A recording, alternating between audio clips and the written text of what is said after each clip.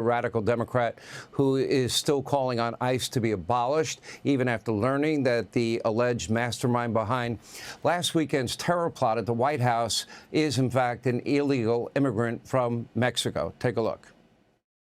Maybe instead of fighting dumb wars that we shouldn't be fighting, maybe also we shouldn't be weaponizing ICE on our streets to shoot people in the face or the back of the head. Maybe instead of giving them $250 billion of your tax dollars to terrorize our communities, maybe instead we ought to be investing in our people. So you know what? ICE can't be reformed. It can't be retrained. It has to be abolished. All right, here to respond, Deputy White House Chief for Policy, Homeland Security Advisor Stephen Miller. Isn't that the guy that was out campaigning with Hassan Piker, who said America deserved 9/11? Look, the Democrat Party, Sean, as you've covered better than anybody, has become a party of Marxist, communist, socialist, violent extremists, and, yes, violent revolutionaries who support the policies that are getting Americans killed en masse, historically for many years now, and of course it accelerated under the Biden administration, by criminal illegal aliens. This is a party that supports violence against ICE officers, supports violence against federal law enforcement, and engages in conduct and rhetoric and behavior that leads to repeated assassination attempts against President Trump, against President Trump's supporters, and against Republican elected office holders. It is a terrifying reality, but one we cannot turn away from, ignore. We cannot put our heads in the sand and pretend the Democrat Party of the 90s or the 80s or the 70s exists anymore, because it is gone, Sean. It is gone, and it is not coming back. It is gone. It is dead. How do you define it now? How do you define Tallarico, El-Sayed, Platner, Mamdani, Bernie, Pocahontas, the Squad, and then the other Democrats?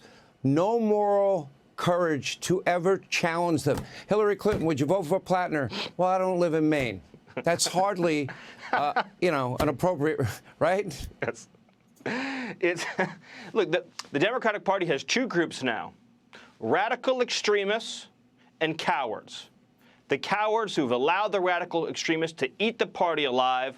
Maybe they know at some level that it's wrong, that it's evil, that it's dangerous, that is leading to all this incredible violence against conservatives that we've seen. Maybe they're just too stupid, they don't know that. But you have cowards and you have extremists. And when you talk about abolishing ICE, what you are talking about is allowing every drug cartel, every Mexican criminal organization like the Sinaloa cartel. You're talking about letting every terrorist organization on planet Earth prey freely upon American men, women, and children. Worst of all, the children. You remember names like Jocelyn Nungary, where two illegal alien gang members from Trinidad were released on purpose, deliberately, by the Biden administration, and sexually assaulted and killed this precious little angel. Thousands of examples just like that. They know what happens. They know they're causing it. They don't care, because they've become that extreme and that dangerous. And thank God we have President Trump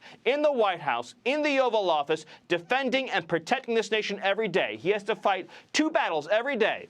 He has to fight a battle against the criminals and the terrorists and the foreign enemies of this country. He has to fight a battle against the Democrats who are providing aid, shelter, and comfort to those same enemies.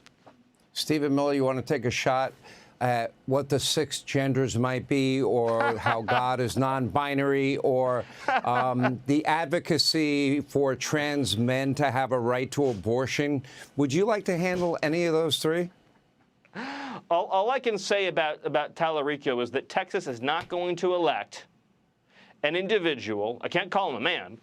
Who knows what gender he is? But they're not going to elect an individual, an entity who has said the things that he loves most in the whole world are trans children. He's a weird, strange, bizarre, totally unelectable human who is never, ever, ever going to be the senator from the great state of Texas. What part will Donald Trump play in this midterm election? Well, that's the key to the whole entire thing, Sean. So historically, the challenge with midterm elections has been the president is not on the ballot. And we all know that Donald Trump is the Republican Party. And when Donald Trump is on the ballot, what happens, Sean? Republicans win up and down the ballot. They win the House, they win the Senate, they win deep in purple territory, they win deep in blue territory, they break and smash the blue wall. So our job between now and Election Day is to make sure that Republicans are motivated, determined, and committed to coming out and supporting their president, and at the same time, the American people, including independents, including normal Democrats, including Reagan Democrats, understand what you and I discussed tonight, which is how dangerous, extreme, and yes, violent the Democrat Party has become. By the way, is CNN still not putting you on? I have to put in a fresh request. They had a blacklist for a while. The problem, Sean, is every time I go on CNN, you play the clips here, you humiliate and embarrass them. They don't want to have me on for 3 months. Well, you embarrass them in real life, except nobody sees it there. They see it here. All right, Stephen Miller, thank you. All right, thanks for watching. Check out my new podcast, Hanging Out with me, Sean Hannity. The big interviews, the debates you won't get anywhere else. Like and subscribe for new episodes every Tuesday and Thursday.